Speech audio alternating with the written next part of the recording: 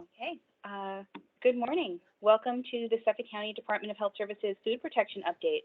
My name is Lisa Patopsing, and I'll be the moderator for this webinar. I currently serve as the Food Program Manager for the Bureau of Public Health Protection. Please be advised that this webinar is being recorded and will be made available on the Suffolk County webpage. If you find this webinar helpful, we kindly request that you recommend that your friends and/or colleagues check out the recording. The format of this webinar is simple. In a few moments, I will be passing things over to my colleague, Christine Bouchard, who has prepared a great presentation covering allergens and food additives. I will ask that you hold all questions to the end of the presentation, or if you're afraid that you might forget them, please feel free to type them in the chat. Ample time has been built in at the end of this presentation to answer all questions. Again, thank you for taking the time to join us today. We are excited to introduce and explain the new allergen law recently passed in New York State, as well as introduce you to some up-and-coming food trends that we feel you might need to be aware of. We are hopeful that this will become, at the very least, an annual update that allows us to stay in touch with the food safety culture of Suffolk County. To that end, please do not hesitate to reach out and let us know if there are any topics you feel we should cover during future updates. Suggestions and requests for additional information may be sent to php@suffolkcountiny.gov. We will drop that in the chat. Without further delay, I'm going to pass things off to Christine Bouchard. Christine has been a valued member of the Bureau of Public Health Protection since 2011. She currently teaches the Suffolk County Food Managers course and serves as a training officer to our field staff. Christine, the screen is yours. Thank you very much. Good morning, everybody. Thank you for tuning in. I just want to take some time to talk to you about some food additives and allergens. So let's get right into it. Hold on one second. Let me just advance here. All right. So just a little thing about how this meeting is going to go today. We're going to talk about, what's an additive versus a supplement, what some of them are, what's allowed, what's not allowed, and then we'll get into allergens and a new law that New York passed.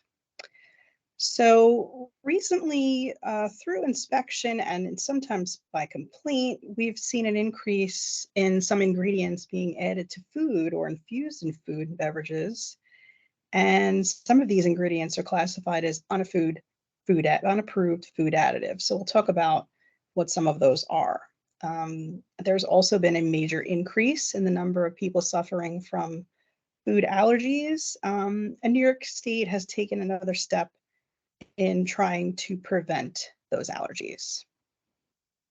So let's just talk about some definitions that FDA has put forth. Food. Okay, what is food? Food is considered, articles used for food and drink for humans and other animals. It could be chewing gum, or it could be any articles used for components in any of those articles. Conventional food does not require FDA approval. So conventional food would be something that's recognizable like a berry. A food is presumed to be safe until it's proven otherwise. And foods basically have a substantial history of being consumed by a significant number of people. And then when they're not harmful, that deems them safe to be a food. Water is also considered a food, right? Now, if we talk about food ingredients, it's basically any substance that's added to a food to just achieve a desired effect.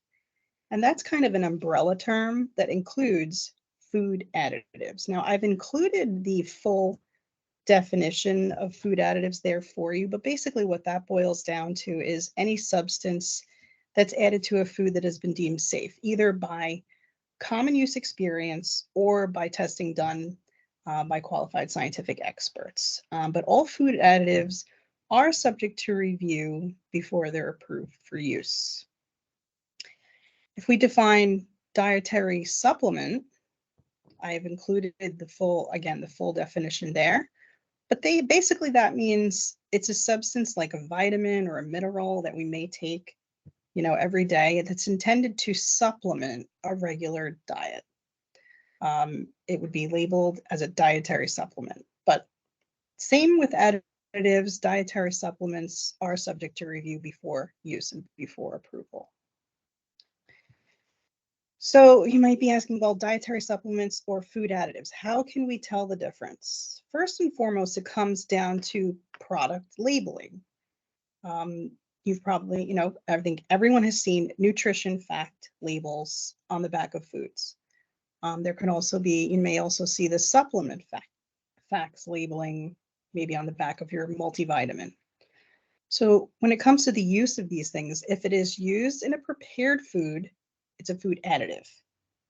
If it is used directly from packaging that has the supplement facts label, then it's a dietary supplement. Okay. Not all dietary supplements are approved.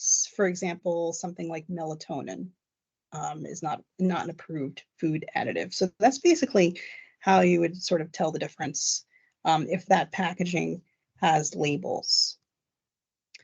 So I want to talk about some things that may not have labels that we are seeing people begin to add to food. So the first one I want to talk about is kava. So kava is made from the root of the Piper methysticum found in the Pacific Islands.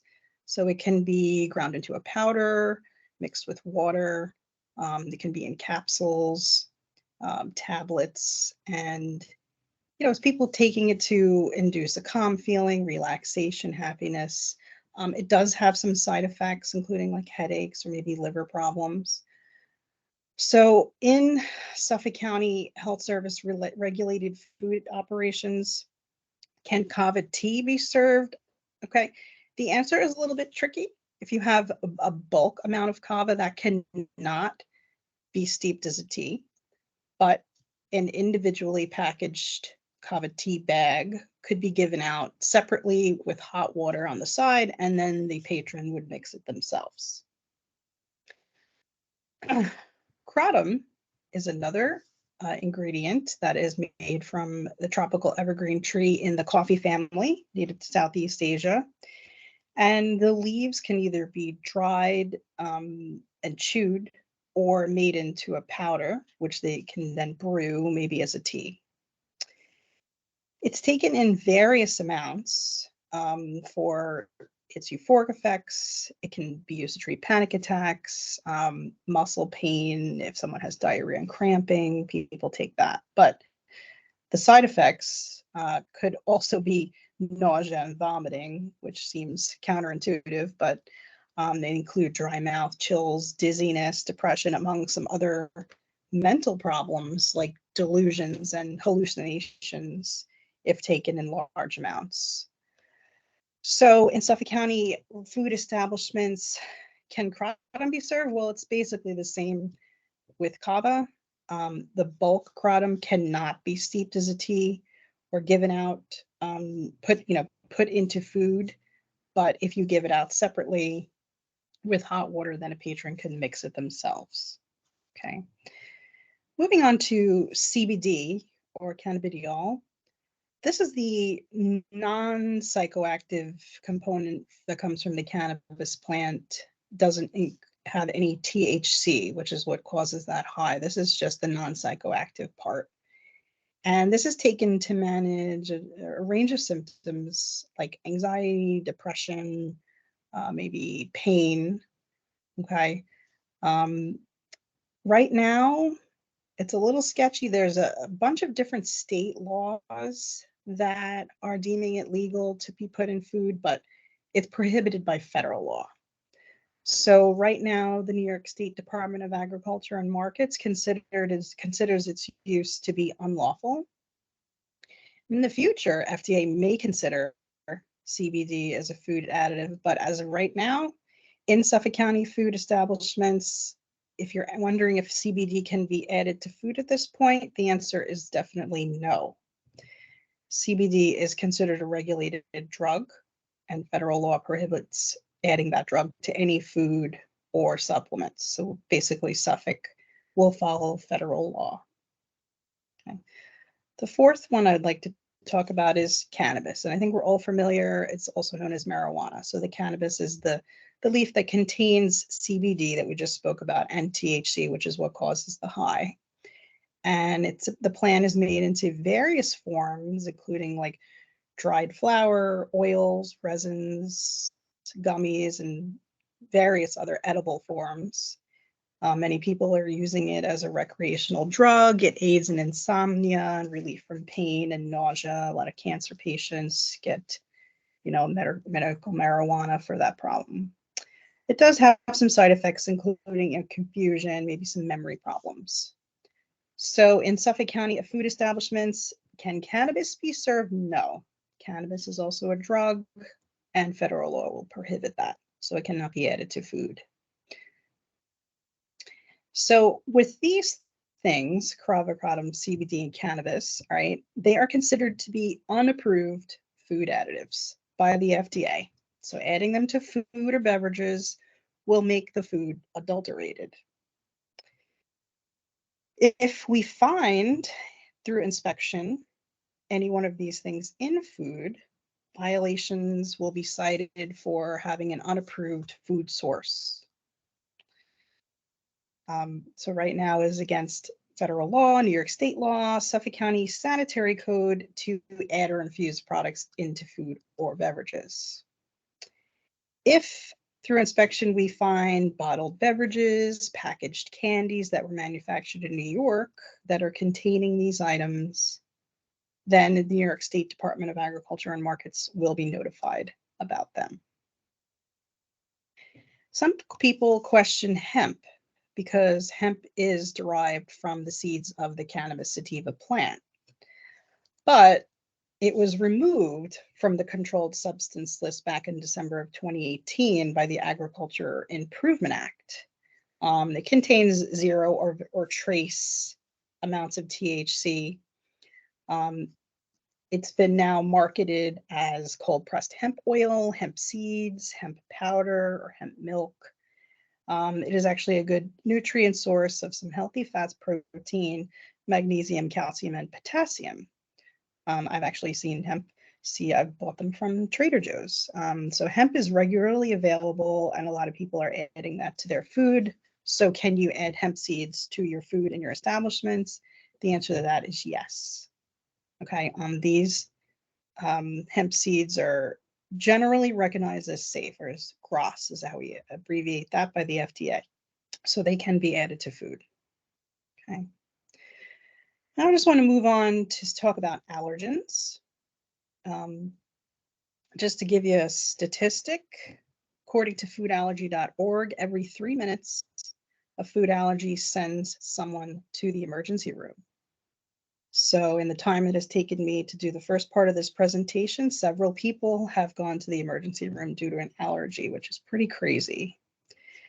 And just to give you some other stats, 1 in 13 children has food allergies, which doesn't seem like a lot, but it's a lot. And peanuts is the most common for children. 1.6 million are allergic. This is in the US. So between 2007 and 2016, there was a 377% increase in the treatment of anaphylactic reactions. That's when you basically can't breathe, to food. There has been a 50% increase in food allergies in children in the last 14 years. Children are our biggest population of people with allergies at this point. And there are 32 million Americans living with life-threatening food allergies. Not just like, oh, that bothers me a little bit, but life-threatening. And that I have a statistic that was actually up from 15 million back in 2017. So that was only 6 years ago. Okay. So what we've already been enforcing for a few years now is that all menus, including online menus, must be posting the statement before placing your order. Please inform your server if a person in your party has a food allergy. So that remains. That is something that you still need to do. And there's some other things now that go along with that. So you should still be doing that. But the new law has a couple of components. It requires that a food allergen notice be posted in the establishment, and this is going to be visible to employees. So we have plenty of things that need to be visible to the customers, but now we have a sign here that needs to be visible to employees. The law also requires that online menus provide a way for the customer who is ordering the food to inform the establishment if they have a food allergy. So that could be by way of a drop-down menu or some sort of special instructions field where they type in that they have an allergy or something like that. So if we talk about the actual notice itself, it needs to have three basic things to be compliant. It has to have the process to follow when a customer notifies an employee, one of your employees, that they have a food allergy. And then if you decide that you know what, we can accommodate that, how to actually avoid cross contact in the kitchen.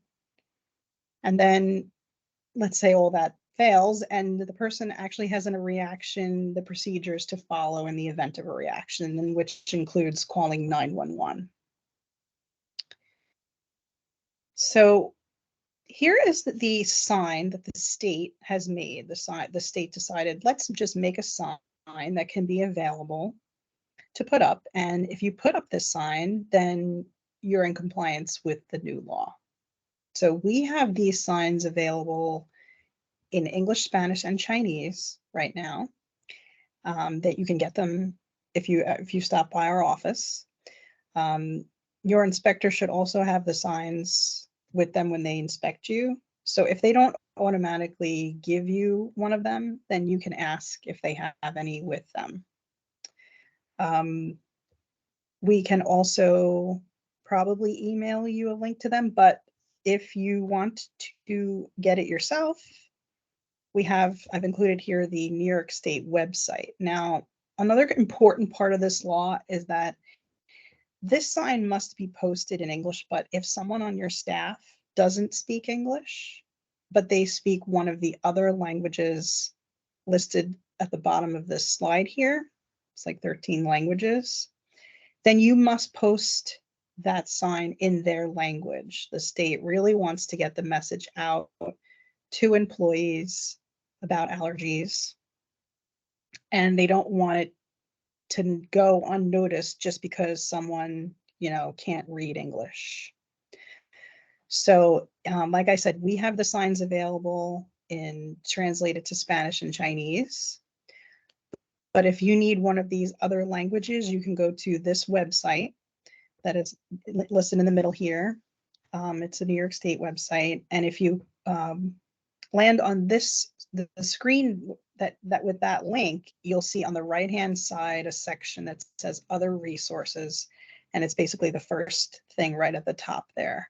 You'll see the food allergen notice. And then there's like a little bit of information right there to help you out.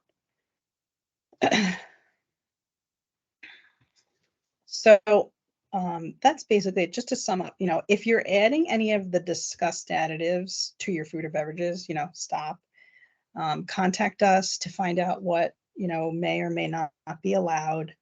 If you're not sure about some product that you are already adding or want to add to food, just contact us to ask. Okay, better that than us finding the food and then we have to embargo it or ask you to voluntarily discard it. Okay, and when it comes to allergens or the allergy law, you want to post that food allergen notice in your kitchen. Okay, and basically just take allergies seriously. All right, train your staff about allergens.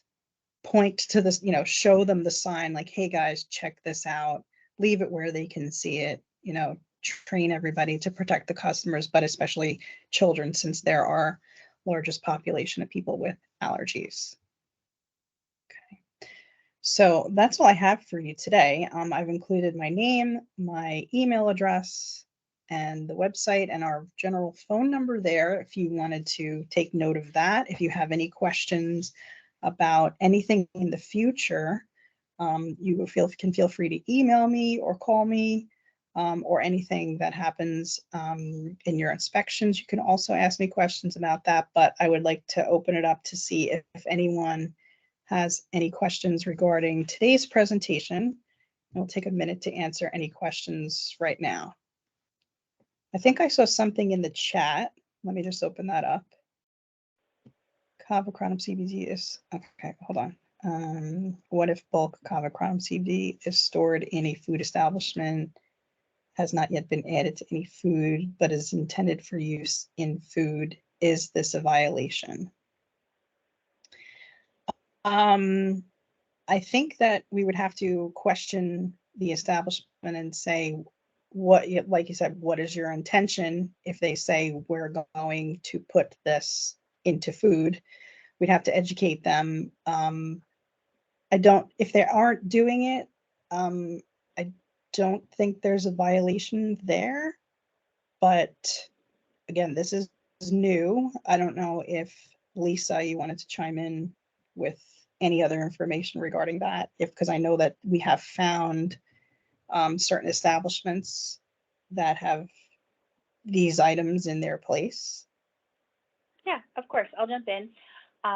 So if an establishment does have the bulk product and it's intended for food service and it's very clear that it's intended to be added to a drink by the operator, it would actually be considered a violation of the sanitary code. You're not going to sell a 10-pound bag of kava powder. That's clearly going to be broken up and added into drinks, which means the intent is there to serve it. It's advertised on the menu. This is a new area for us, and we navigate it on a case-by-case basis, so there is a little bit of a gray area. But if we can determine that it is intended to be added to a beverage or a food at the time of service, then it would be placed under embargo because it would be considered an issue.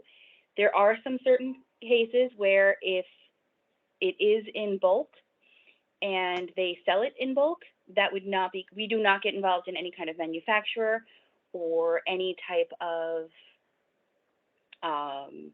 packaging, things like that. So if it was for individual service and someone can come in and buy it in a big container and it's in the customer merchandise area, that would be something we do not have any kind of jurisdiction over, and we would not be able to write a violation. It's only when we see or we can discern that it's being added to food. Okay, and I see another question. What about schools?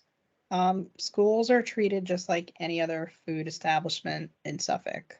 So all the regulations that apply in a regular restaurant would also apply in a school. Anything else to add with that, Lisa? No. Food service in schools is under permit to Suffolk County Department of Health. So anything that any jurisdiction, any facility that has a permit under us is required to follow the Suffolk County Sanitary Code. Since New York State has passed this, it's become a part of what we inspect, so they would be included. Okay. Does anybody else have any other questions? You can either type it into the chat or you can unmute yourself to ask the question.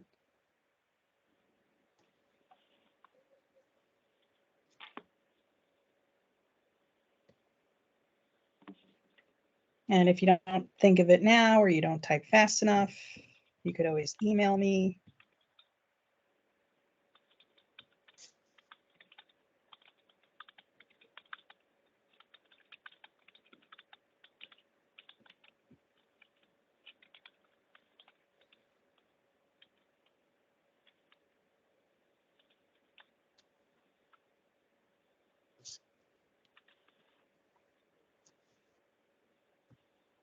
Yeah, I was just going to say if we're going to throw that PHP email right up into the chat. So if you wanted to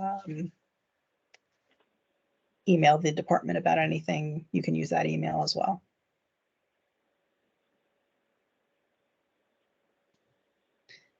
So I'll just give a few more seconds to see if anyone had any other questions.